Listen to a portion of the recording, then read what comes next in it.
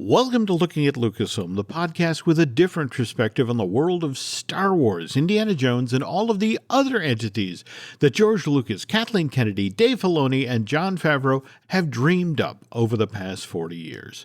I'm entertainment writer Jim Hill, and my co-host Brian Gaughan and I are recording this show on Wednesday, October 19th, 2022. And 7 years ago tonight, October 19th, 2015, the official trailer of Star Wars The Force Awakens premiered during ESPN's Monday Night Football. It was during a game between the New York Giants and the Philadelphia Eagles. By the way, the Eagles stomped the Giants 27-7. And you saw this in real time, right? Yeah, and I think it must have been a big thing for ESPN. They probably had the biggest numbers. I watched the game. I wasn't too much interested because they're East Coast teams.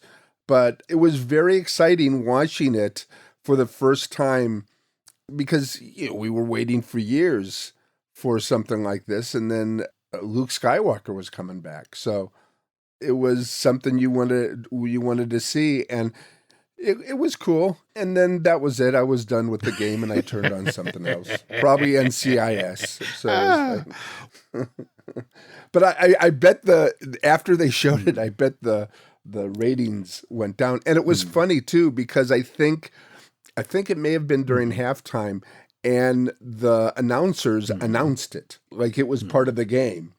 So that was kind of funny. The whole ABC or the whole ESPN Disney synergy at work again. Do you remember the stories about they put the Phantom Menace trailer in front of Meet Joe Black? Yeah, it was based on Death Takes a Holiday. There we go. And directed by Martin Brest, who still one of my favorite directors. There we go. But I love the stories of there'd be this full theater full of people for Meet Joe Black, and the Phantom Menace would air, and then 2/3 of the theater would get up out of the seats and walk out because they had come to see that, or at least for the opening weekend. Remember, then they put the trailer online. They did. And what, about 3 million or 300 million people saw it or something? Well, if we're going to be specific here, it was supposedly viewed 128 million times online during the first 24 hours. And then the moment after the trailer was screened on ESPN Monday Night Football, it then became, you could buy your advance tickets. And so Fandango crashed, AMC, theater's website crashed, movietickets.com went down. So the people at Disney had to be really happy. And at the same time, they had to be scared because they spent $256 million to $306 million on the production of The Force Awakens, and only Solo, A Star Wars Story was more expensive. The first one was the really, really, really expensive one. And obviously Solo, A Star Wars Story, because of the reshoot. That was what drove up the cost there. But it gets released. It makes $2.06 billion during its initial theatrical release, which to this day, it is the highest grossing domestically released film. Avatar still holds the title for the highest grossing film release worldwide. That's $2.9 billion. Wow. Back then, the future of Star Wars seemed to be on film, and these days it's limited series. And Episode 7 of Star Wars Andor became available for viewing on Disney+, and Brian and I will be sharing our thoughts on that episode, which was entitled Announcement, on the second half of today's show. But first comes the news. And as always, the news portion of Looking at Lucasfilm is brought to you by Storybook Destination, trusted travel partner of the Jim Hill Media Podcast Network.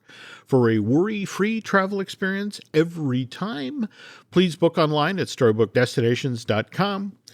We were just talking about Star Wars Episode 7, The Force Awakens, because the co-producer of that film, Michelle Rajwan, who up until recently was the senior vice president of live action development and production at Lucasfilm. Did you see where the trades were announcing early today that she's leaving her post? Did she get that post after Force Awakens? Well, yeah, she started off as the co-producer of that film. Then, so she was one of JJ's people? Yeah, she actually came over from Bad Robot. Okay. And then she was a full-on producer of Last Jedi. And then from there, she got this overarching gig. Now she has a new deal where she's serving as a producer at both Lucasfilm and Walt Disney Studios. And Disney, yeah. But she's still producing, or she's still on Willow. She's still walking Willow through. Yep. And I heard that if the Taika Waititi film goes, that she'll be producer on that one too. Yeah, so knock wood. You know, I still want that one to happen because Taika wants to try to do the first Star Wars film that doesn't actually reference the Skywalker saga. Do you consider that a step back, or do you consider that maybe just exploring other? I mean, they're not getting rid of her. Oh, no. No, if anything, she produced Obi-Wan. She's one of the talents behind Andor. And as you mentioned, she's behind the Willow limited series. I mean, if anything, the fact that she signed an overall deal with Lucasfilm and Walt Disney Studios is just sort of like, we'd like to spread the wealth around. Okay. Come over here and do things for the Mouse House. That's like they want everybody to know that maybe Kevin Feige may do a Star Wars film too. Just like keep it, make everybody happy. What makes everybody happy at Disney these days is raising prices. But we're not here to talk about that. All right. But I was trying to find out whether or not Rejwan had anything to do with the Ahsoka limited series that Lucasfilm has in the works. And you were mentioning that that's been in production since 2 weeks before Star Wars Celebration, right? Yeah. Well, the word is that production may finally be winding down. Louis Bordizzo, she plays Sabine Wren, posted on Instagram, I guess, earlier this week. She just wrapped on the project and very much looking forward to the show showing up on Disney+. But as of right now, all we have for info is it's due to debut sometime in early 2023. No locked in date. Well, if they're wrapping things up, I mean, they still haven't really officially announced who Thrawn was going to be. But I did hear that Lars Mikkelsen has signed to be Thrawn. And of course, he was the voice in the cartoon in Rebels. So, I mean, that would be a great thing that happened. But I mean, or are they going to shoot the whole Thrawn / Ezra thing near the end? Are they doing it in order? I mean, I suppose they're doing each episode in order. Do you know how many? Is it 6 episodes? Because this is a long time for 6 episodes. It is, but are we going to get like our 9 half-hour-long episodes that we got for She-Hulk, or are we going to get our 12 relatively hefty 45 to 50-minute long of Star Wars Andor? I just get the sense lately that, at least on the Disney Plus side of things, they're playing around with, how many episodes? How long is this season? I think WandaVision and She-Hulk, at first, WandaVision was kind of like in the comedy aspect of things, and so was She-Hulk. And remember, Mel Brooks said you can't have a comedy movie more than 90 minutes, or people just lose. How long can they laugh? Type of thing. That's so a true. half an hour sitcom, or I don't know, they're not situation comedies, but a half an hour comedy makes more sense.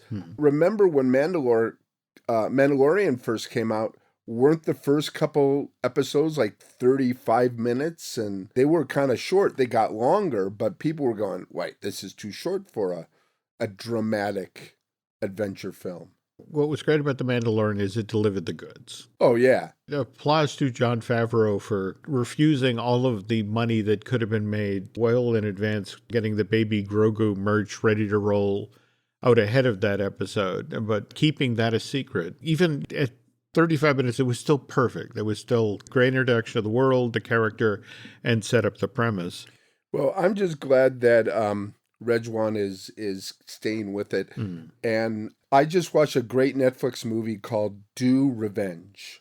I've seen that title. What is that about? Oh my gosh. It stars Camille Mendes, who is on Riverdale, and then Maya Hawke. And it's basically a Mean Girls meets Dangerous Liaisons meets Heathers meets Strangers on a Train. And It is phenomenal. The acting is so amazing. And what she gets out of these two actresses, if not everybody, the she meaning the director, is just, it just blows your mind. And even Devin, poor Devin, he had a bad day. So I taught him the best way to de-stress is to watch a movie. So he watched this, and it made him feel good. It's sort of a feel-good movie too. It's Mean Girls and Dangerous Liaisons, and what was the third movie? Strangers on a Train. Oh, and that made him feel good. Well, because it's got so many twists, but it's done in a very light way. And Maya Hawke right now is, she's basically doing light comedy or light drama, and she's amazing. And of course, Camille. That's Ethan Hawke's daughter, isn't it? Oh yeah. I think she did this right after Stranger Things. But I'm noticing that things that are directed by women somehow have a better feel to it. And there's nothing in this that's awkward. There's nothing in it that's going, oh, that embarrasses me, or that shouldn't be there. Whereas if you look at other romance comedies and stuff like that, there could be, from a men's point of view, sometimes it could get a little frat boyish. But this doesn't have any of that. And I feel that if they just bring in more women and more, also people of color, and to do what they do, that we're going to get a different feel when it comes to movies and TV shows. Speaking of female directors, though, I mean, we of course have Bryce Dallas Howard, who directed 2 episodes of The Mandalorian. Right. Likewise, one of Book of Boba Fett, which, by the way, we asked on our last show about how Boba Fett and Fennec Shand were coming to... Oh, that's right. Coming to Galaxy's Edge at Disneyland. Well, yeah, and luckily, loyal Looking at Lucasfilm listener Chris Paul reached out with this info. Chris. And he mentioned that his family had been at Disneyland in late August and early September of this year, and that we saw Boba Fett and Fennec Shand on separate days in the space between the marketplace at Black Spire Outpost and the Rise of Resistance ride. And it was kind of intrigued that it's like, why there? And so did a little research and pulled up an article that Brandy McDonald, a wonderful writer for the Orange County Register, did back in July of last year, where he actually got a hold of Scott Trowbridge, the Imagineer who's the creative executive in charge of the Star Wars portfolio at the Disney parks. And Brady just basically got Scott to talk about the loose construct that Galaxy's Edge is. And that, yes, when the land opened in May of 2019, virtually all of the storytelling they were initially telling was, as Scott says, was set around pretty limited chunk of time and a limited group of characters. Kylo Ren, Rey, and the timeline was set specifically between the end of Last Jedi and the beginning of Rise of Skywalker. But then, in November of 2019, when Disney Plus debuted, and since they knew they had The Mandalorian coming, a decision was made to bump out the Star Wars stories that could be told in this section of Disneyland, a much broader length of time. Now, mind you, this is only in Anaheim. Walt Disney World's Galaxy's Edge is still sort of locked down between Last Jedi and The Rise of Skywalker. Is that because of the hotel? That's because of the hotel. Okay, all right. So as Scott said it, the idea of expanding Star Wars Galaxy's Edge beyond a single moment of time was now ready to be put into action. But how do you do this? People are still there to see Kylo Ren. They're still there to see Rey, but they also want to see Boba Fett and Fennec Shand. So the imaginary solution is the story bubble. Didn't you mention before that there are 3 different entrances from Disneyland into Galaxy's Edge? There are. So this could be where the bubbles are? I wonder about that. And they don't necessarily like to be specific about that. In fact, McDonald talked with Trowbridge about this, and it wasn't necessarily, he didn't want to talk about characters. He wanted to talk about what stories can we tell. at Galaxy's Edge. So, and if it specifically says it's less about a list of characters that may appear in Star Wars Galaxy's Edge, but what stories make sense for them to participate in there. Because not every character we meet throughout our Star Wars storytelling can intersect with the story of Black Spire Outpost. So he goes on to say it makes perfect sense that bounty hunters like Boba Fett, Fennec Shand, and of course the Mandalorian, they could be in a shady outer rim thing like Batuu. So it made sense for those characters to be there, but not everybody. Well, do they have enough room at, say, the Disney World's Galaxy's Edge that they could make a bubble, that they could make another part of Galaxy's Edge as the original Star Wars, as the prequels or whatever, to where you could go through a mist, through a tunnel, and then all of a sudden you're in Tatooine, or go in Myth, and then all of a sudden you're in Coruscant, or things like that. Okay. I mean, it just seems to be that they're focused on one thing, and everybody loves everything of Star Wars, and they still want to see Darth Vader. They still want to see Obi-Wan Kenobi. They still want to see these people they grew up on, and especially the older generation, and they're the ones that spending a lot of money. They are. And speaking of spending a lot of money, the thing of the folks who go on the Galactic Star Cruiser, once they come off the ship for their shore day, the idea is they take the shuttle down from the Halcyon to Black Spire Outpost. They then have anywhere from 3.5 to 4 hours worth of interaction and errands that they have to run all over the land, so that they have the experience points that once they get back on board the ship later that same day, the experiences or the props or that sort of thing they've gathered down at the surface then impact what they get to do on the boat for once they return there. And the problem is that the Imagineers made the decision that they scatter and remember, this is 60 some odd cabins worth of people being sent down to the surface. So this is a couple of hundred people at any one time who are running around Star Wars Galaxy's Edge doing things. Now, didn't Len do very well on this? He did. He did great. Scavenger hunt? He did. And he got to do the highly prized Yoda hologram, the thing that Star Wars fans see and weep. Now, he did this at the beginning, so a lot of people weren't talking about that. But now a lot of people have talked about it, so are more people getting to see this hologram and getting to be pulled into this? Only if they do all of the stuff they're supposed to do down on the planet's surface, which again brings us back to the problem. Are you going to do it? Well, I want to see a Yoda hologram. I do. But at the same time, I am kind of concerned that they don't want people to be distracted from their tasks. So that's why supposedly Florida won't get the Mandalorian and Grogu, or for that matter, Boba Fett and Fennec Shand. But is there enough space there to build something else? It's a lot of rock and concrete. Okay. I've been told there's an expansion pad there, but and it is Florida, that there's always room for things. Well, there's nothing wrong with, like at Disneyland, there's that parking lot that we always hope there's something's going to be there. So what if there's some kind of space shuttle that goes from Galaxy's Edge and brings you to, through time? I don't know. Star Wars to me is everything, but come on. The first one? Yeah. I mean, Princess Leia, it's a trap, just things like that are what gets a lot of people, and, a lot of people who are going on the ship, they're older and they have the families. So I don't know. I think they didn't really think about it too much.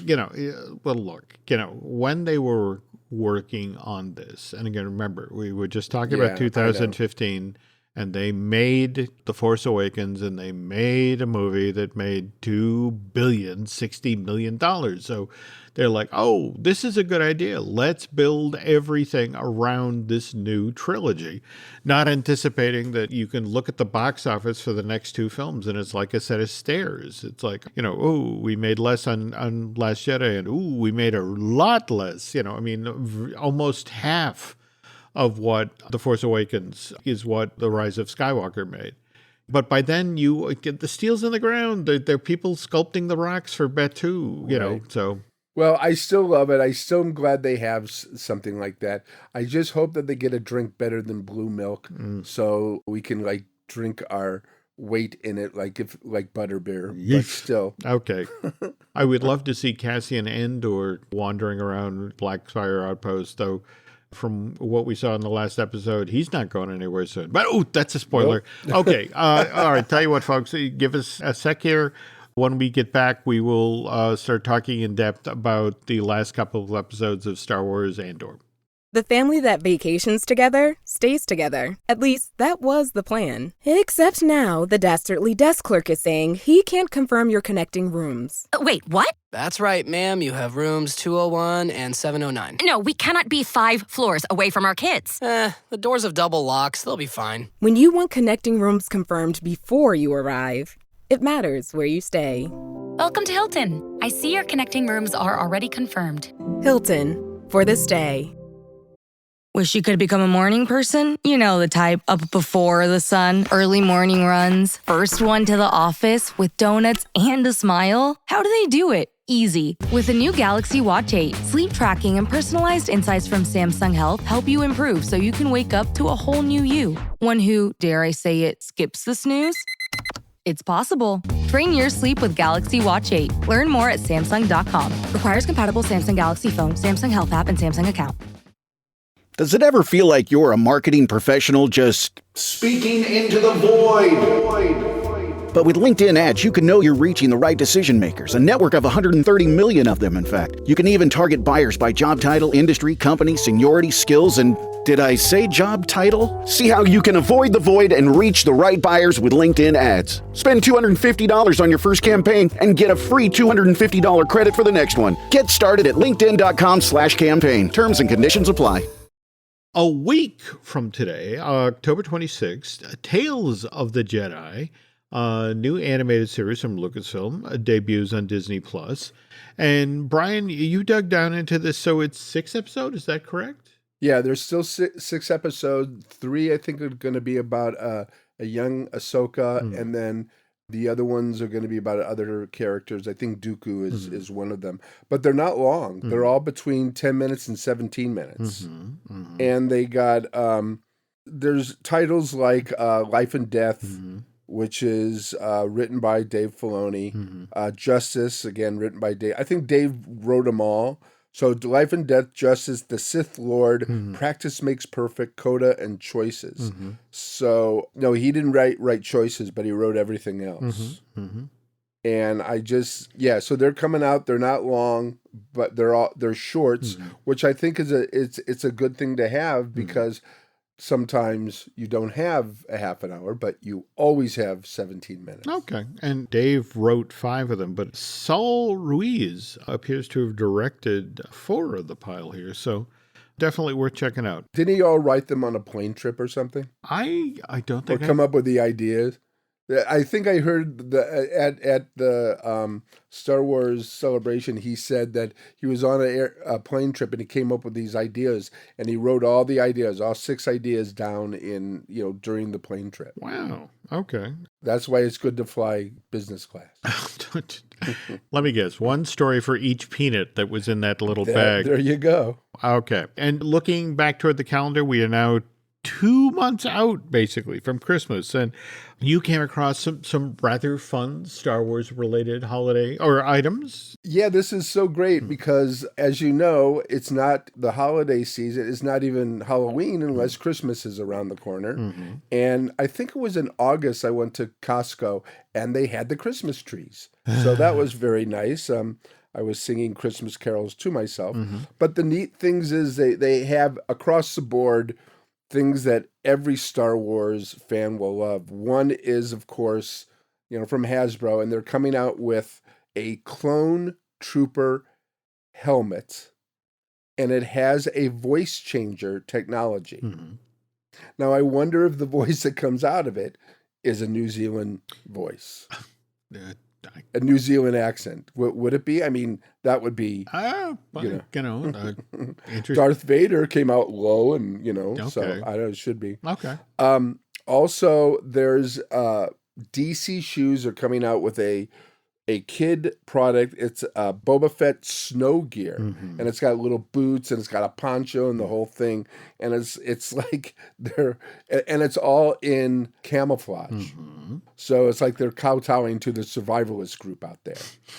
Look, Daddy, now I can be Boba Fett too, just like you and your friends.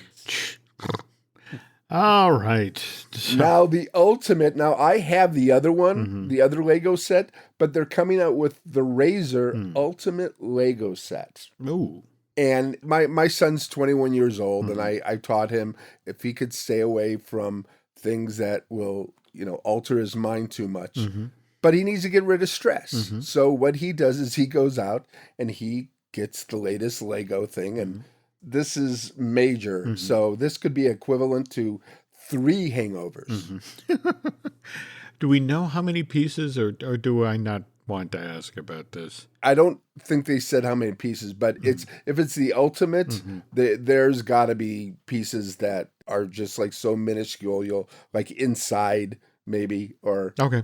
I think it's going to be cool to see somebody put that one together. Absolutely.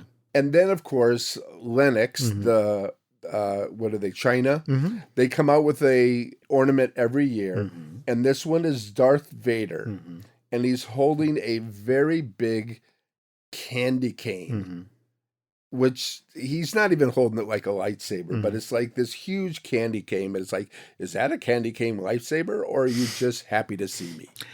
Okay, tip your waitress. Good night. Okay, there we go. Thank you, ladies and gentlemen. Okay. Tip your waiters. And then the best thing, which I think I'll have to get for myself. You've heard of the Galactic Pals? I have. Okay, well, they're coming out with an Ewok plush. Mattel's coming out with this. And it's like, like, get them while they're young, Evita. Get them while they're young.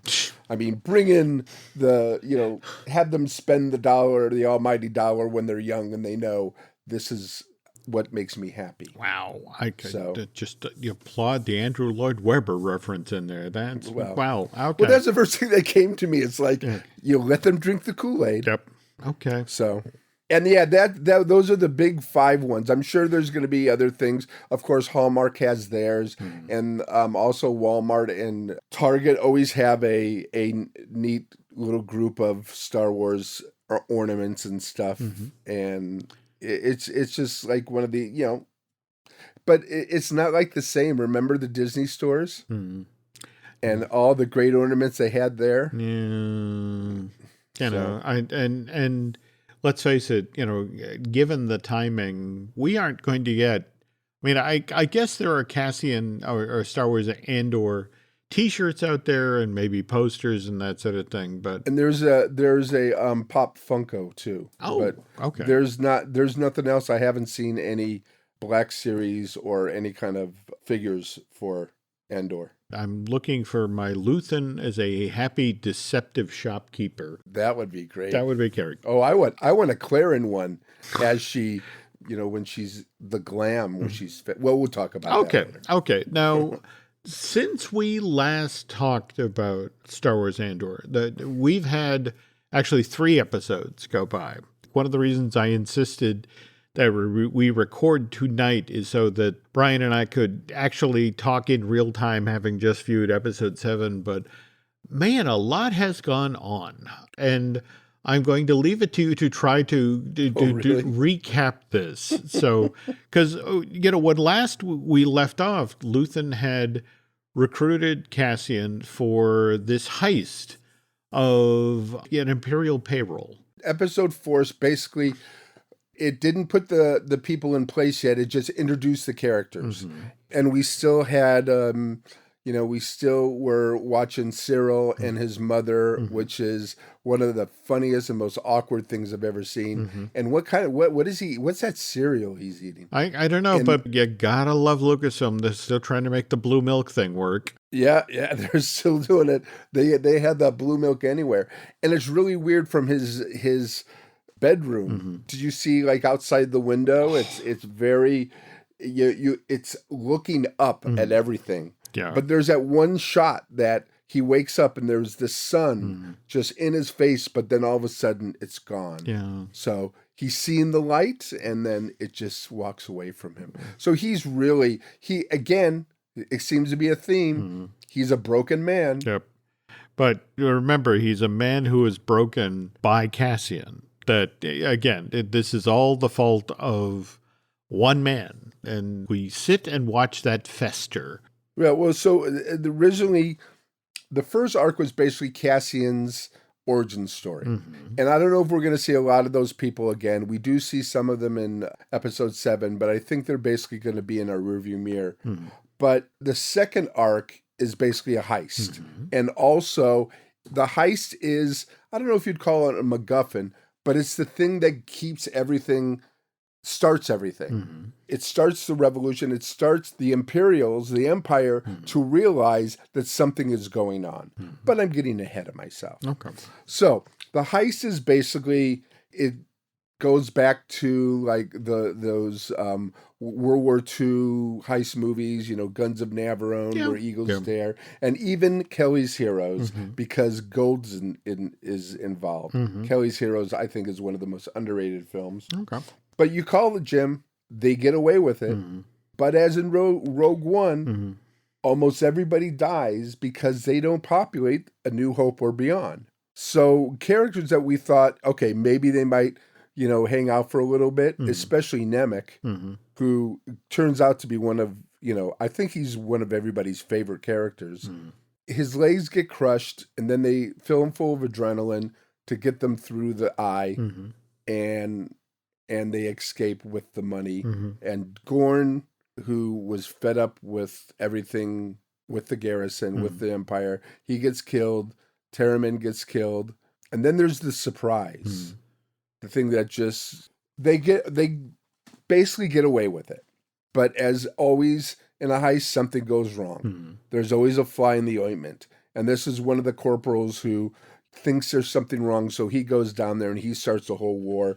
And that's why a lot of people get killed. But they get away with 80 million credits. So that's substantial.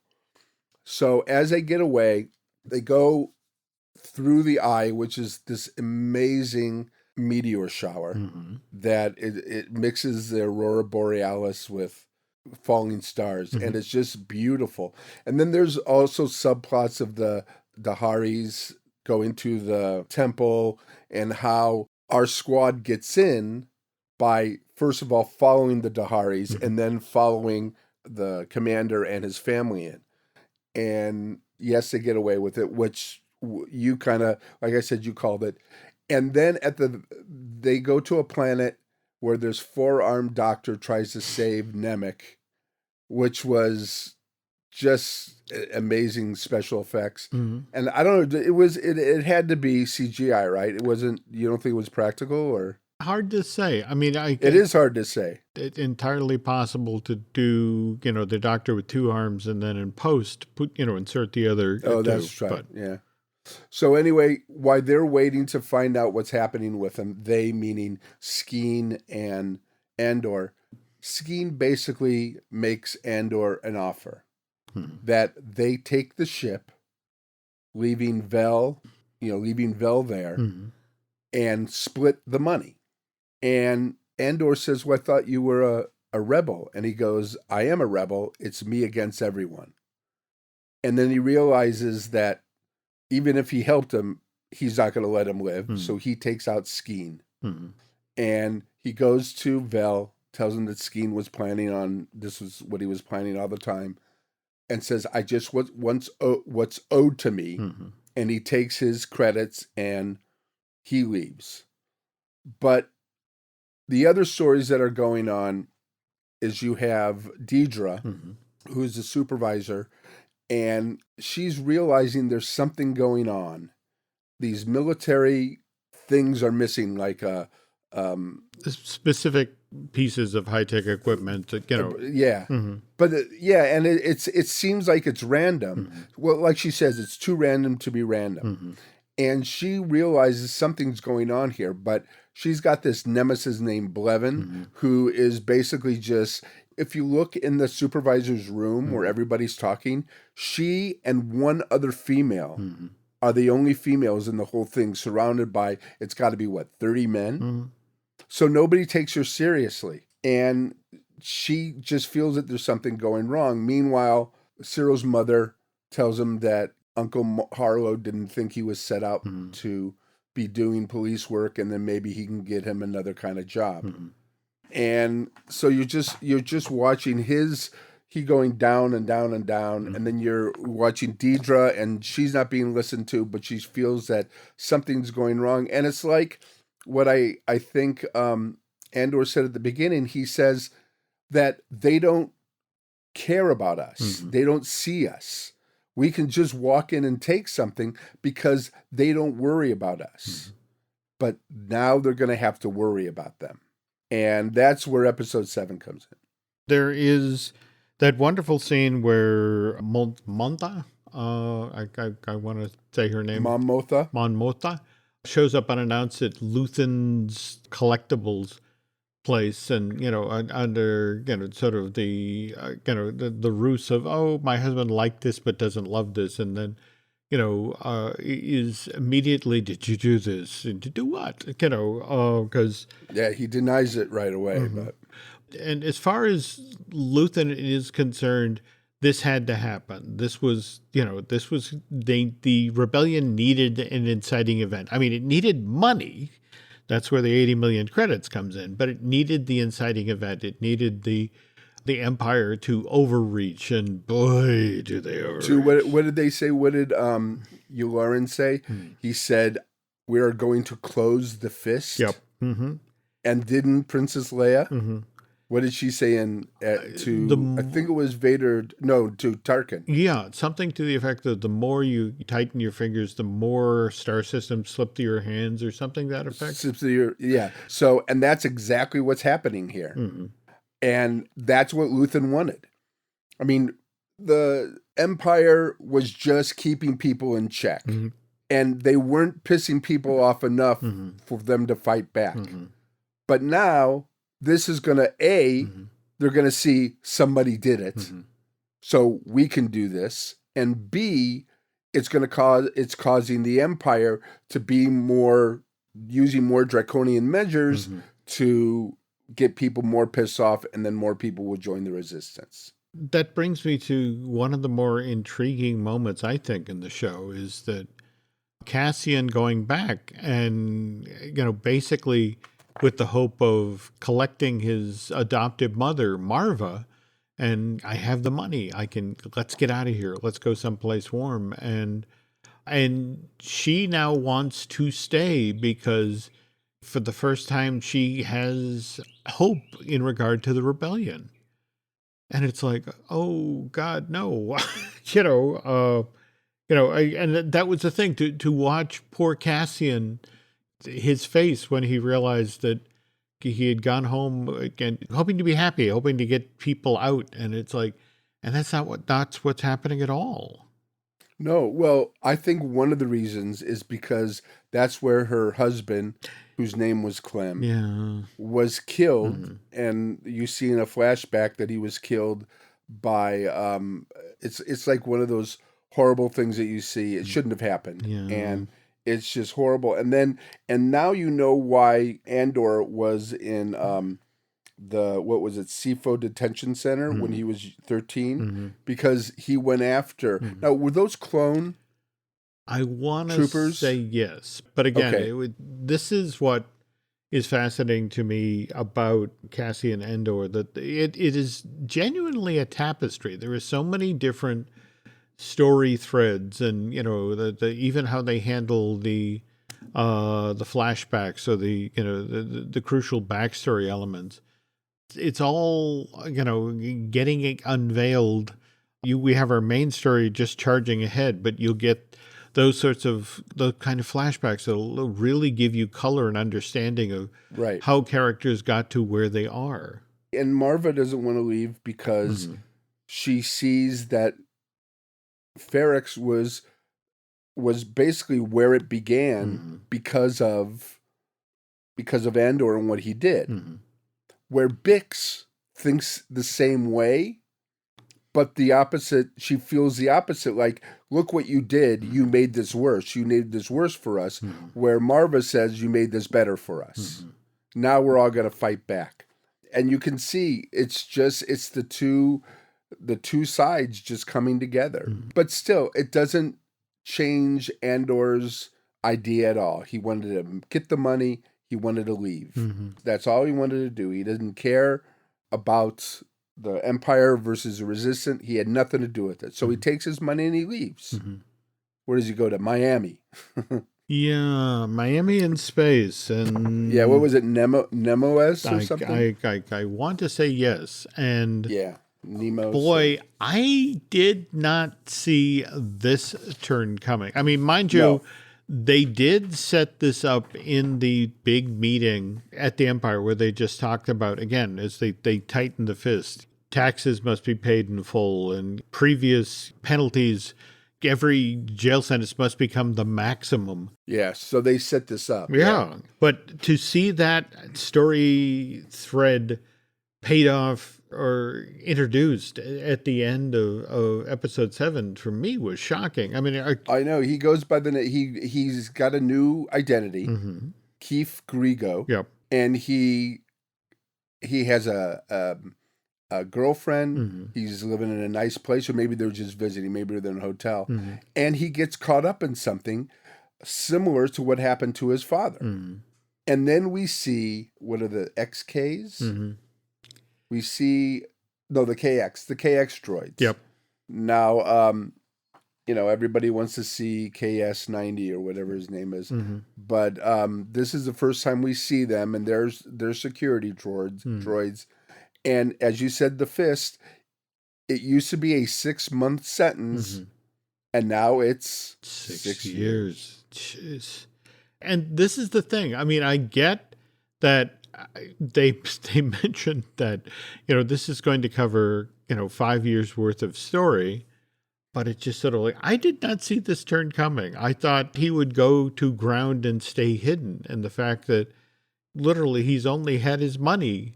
In fact, that was the other thing. You think about, he's just been tossed in jail, but he's hidden his funds in that hotel room with the girl he picked up, at Space Miami. And it's like, where does this go? So what intrigues me so far about Star Wars Andor is the real skill in which the chess pieces have been placed on the board and moved. Yes. And we haven't even talked of the storyline of Mon Mothma. Mon Mothma. Okay. Mon Mothra. Yeah. And how her and her childhood friend. There we go. And who's how a banker. That cocktail talk wandering through the party where smile and nod and 6 minutes. Yeah. It was a long scene. It was. But it was interesting to watch how it sort of teetered back and forth where he was like, I don't know as I should be talking with you because my politics have become, rather radical. And it's like, oh, honey, let me talk to you about politics. And the whole time they have been also delineating the strain on her marriage, the strain of her relationship with her daughter, and the fact that when we see this woman later in the Star Wars saga, there is no mention of daughter. There is no mention of husband. So I have a very uneasy feeling that this part of the story does not end well. But at the same time, I felt confident about the heist. At this point, Brian, I have no idea where this story is going with him now supposedly being assigned to jail for 6 years. And more to the point, Cyril is now appearing to be in a... Oh my God, he's in a Kafka nightmare. Yeah. How do we get all of these pieces back into play? Well, there was some foreshadowing. Okay. Remember when his mother said, your collar is too high, and this shows that you have no self-confidence and that you're trying to be better than everybody. And then you cut to Deidre Mera, who is the supervisor, and she's got a high collar. But then when he goes when Cyril goes to the interview, his collar looks lower. So he listens to his mother. But in that, the foreshadowing is, I think that they're going to connect somehow. That she's going to find out that he knows something, and she's going to bring him into the mix, and he all of a sudden will be Jarvey. I just feel that he's in there. I mean, why else would we be following him? No. I think you're totally correct there. I think that is the eventual path for this character, but I'll be damned if I can see how that happens at this point. Know. And I don't know how that's going to happen either. But remember the scene near the end where her, I guess, adversary, the Imperials are the antagonists, okay? No doubt about that. We don't like them. But all of a sudden, we're rooting for Supervisor Mira against, because we know that even though she's figuring it out, we're going, yeah, she's figuring it out, going, wait, no, we don't want her to figure out. But Bevan tries to take her down, and she starts telling people, no, this is what's happening. There's something going on here. And what's his name? Parkhartz? He realizes, the Major realizes that she's right. And he shuts Bevan down. And it was really weird because here are the antagonists, but I was rooting for her. But in rooting for her, it starts them realizing what the resistance is doing. So I thought that was really weird how the writing was brilliant in that way, that you're rooting for somebody who is the enemy. Yeah, and at the same time, though, what was kind of interesting was to, walk with me. And the warning as they're patting that, watch your back. Yes, you have my attention, and let's pursue this idea, but also be aware that, you now have a target on your back. But when he said, well played, there was so much he really not appreciated, but he realized that the way she did it was, she knocked down the queen. She won. Or the king, I should say. So we have 5 episodes left in the first season. And they say it's 2 arcs, and the next arc is 3, and then the last 2 is arc. The same director that directed this one is directing the last 2. I think this is masterful storytelling. Oh, yeah. All right. But what do you make of the news that in comparison to Obi-Wan or Book of Boba Fett or Mandalorian, Star Wars Andor is the lowest viewed Star Wars series on Disney Plus to date? Yeah. First of all, except for Obi-Wan, all the other shows are episodic. This one is contained movies in the arcs, okay? I think what's happening is people saw the first 3, and I think the first 3 did pretty well. And now they're going to wait. They're going to see them in arcs, and they're going to binge them because this is a bingeable show because there's so much going on that each arc has a different vibe to it. And if you're watching it episodical like we are, things start meshing and getting a little bit confused. If you watch them in the arcs, then you feel more like you're developing the story. I mean, because the second arc, a very slow burn until the last episode. But everybody was set up. And it was tension. You were just seeing like people going around about their day, and because this is prequels, we know that some people survive. And even though we know that Andor will survive, well, we didn't know he was going to be in prison. And probably in prison is where he finds the manifesto and becomes what he is in Rogue One. But after this season, there's 12 more episodes, which will probably be in arcs of 3 also. So I just feel that people aren't watching it. They're watching it, but they're not watching it like every week like they watch the other ones. And I think you're going to see that because the reviews are incredible. Yeah. It's really funny because I guess they called this episode the most Star Wars episode, and it's because we saw clone troopers. We still haven't seen a lightsaber, but we've seen more things out of the Star Wars mythology. But still, I think people you have to show them stuff like that to get them used to it, to get them ready for other things. I mean, Skeleton Crew could be completely different. I mean, Acolyte, we know that's going to be different. So Andor, I think, is setting us up to show us that we can do anything in the Star Wars galaxy. It doesn't always have to be Jedi versus Sith. Which brings us back to Taika Waititi's non-Skywalker saga film. And supposedly as of August, that entered development hell. But I'm enjoying this limited series, and I love the fact that I've watched so much television, so much film over my lifetime. I can usually predict where a story is going, and I don't know where this is going, No, I don't either. Which is fun for me.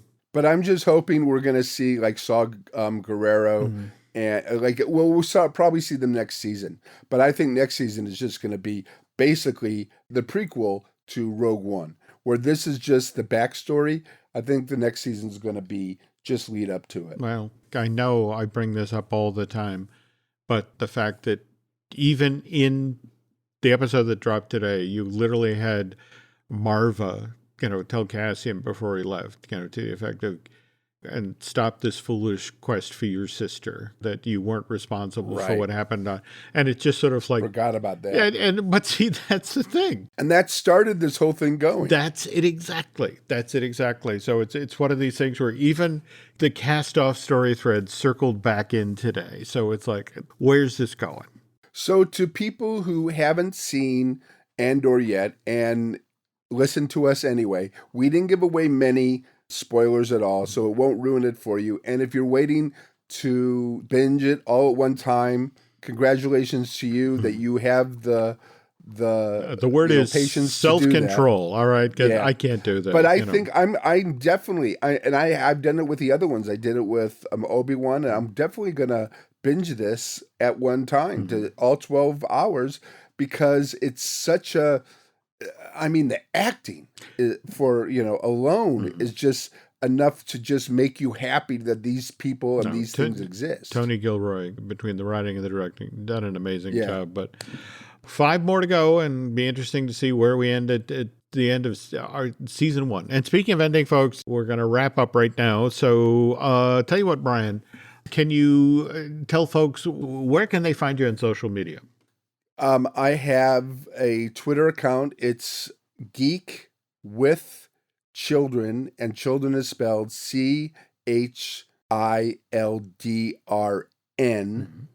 And so I'm on Twitter, and I throw things up there every once in a while. Cool. Social media for us, you can find me on Twitter and Instagram as Jim Hill Media, and over on Facebook as Jim Hill Media News. Also want to remind you, we have a couple other podcasts here. We got, of course, Disney Dish that I do with Len Testa. Likewise, we have Fine Tuning, which I do with Drew Taylor. And we, of course, have Marvelous Disney, which I do with Aaron Adams. And if you could do Brian and I a favor, if you could head over to Apple Podcasts and rate and recommend the show you're listening to right now, Looking at Lucasfilm, that would be helpful. Thank you for listening to Brian and myself, and we'll be back with a brand new Looking at Lucasfilm very, very soon.